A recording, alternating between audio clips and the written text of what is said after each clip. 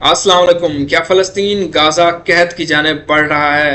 क्या रमज़ान के मुक़द्दस महीने में भी फ़लस्तीनियों पर बमबारी जारी रहेगी? क्या रोज़ाना की बुनियाद पर फ़लस्तीनियों का कत्लेआम जारी रहेगा? वहाँ पर जेनोसाइड होता रहेगा फ़लस्तीनियों का? ये ऐसे सवालात हैं जिनका जवाब अमेरिका और मगरबी ममालिक के पास है, जो मुसलसल इसराइल की बर्बरियत और वहशियाना कार्रवाइयों को सपोर्ट कर रहे हैं, इसराइल की मदद कर रहे हैं हर हवाले से, असला देकर भी और पैसे देकर भी। आज इसराइल हमास वार को 152 दिन हो गए हैं।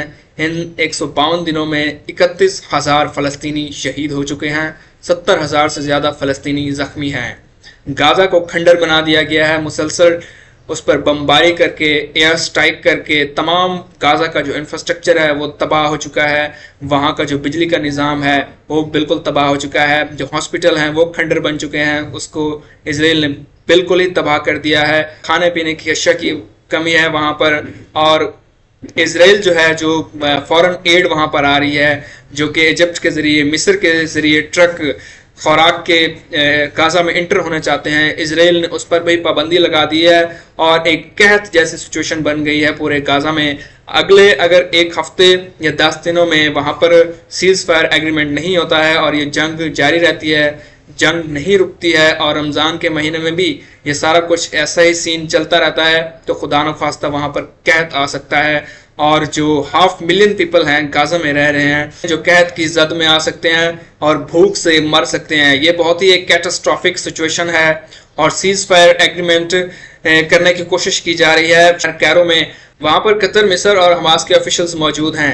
हमास ने 3 डिमांड्स रखी हैं। एक तो ये कि ह्यूमैनिटेरियन जो एड है उसको गाज़ा में जाने की इजाज़त दी जाए।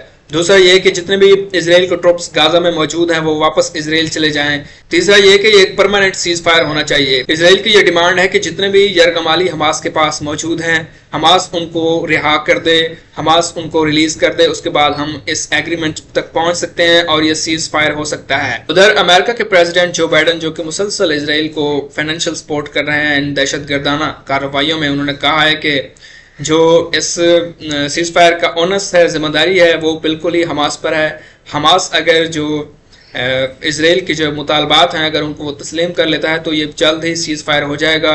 और अमेरिका ने कहा है, जो बाइडन ने कहा है कि हम ये चाहते हैं कि रमज़ान से पहले ये सीज फायर हो जाए, क्योंकि रमज़ान एक मुसलमानों का मुकद्दस महीना है जिसमें वो रोज़े रखते हैं। एक तरफ तो अमेरिका ये कह रहा है कि सीज फायर होना चाहिए रमज़ान से पहले, लेकिन दूसरी साइड पर मुसलसल वो इसराइल को फाइनेंशियल सपोर्ट कर रहे हैं, इमदाद दी जा रही है। अभी कुछ दिन पहले ही अमेरिका ने इसराइल के लिए $15 अरब की इमदादी रकम मंजूर की है कांग्रेस ने, और बहुत जल्द ये $15 अरब इसराइल को रिलीज़ कर दिए जाएंगे, जिससे वो नया असलहा ख़रीदेगा, जिससे वो ख़ुद को वेपनाइज करेगा और मज़ीद तबाही मचाएगा गाज़ा में। तो ये जो जमहूरियत के चैम्पियन हैं, जो ह्यूमन राइट्स के चैम्पियन हैं, जितने भी ये ऑर्गेनाइजेशन काम कर रही हैं ह्यूमन राइट्स के लिए, ये सरासर एक झूठ है, ये एक ब्लैक मेलिंग है।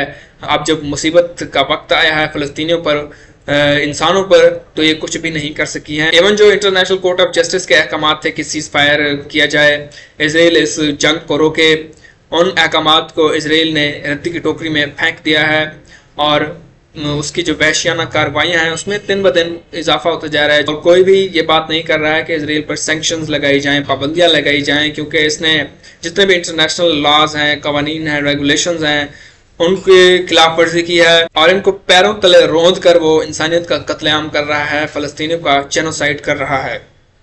अगर इसराइल की वहशियाना कार्रवाइयों की बात करें और जो गाज़ा के हालात इस वक्त जारी हैं उस पर अगर बात करें, तो मंडे को, सोमवार वाले दिन, इसराइल ने फायरिंग करके 100 से ज़्यादा फ़लस्तीनियों को शहीद कर दिया।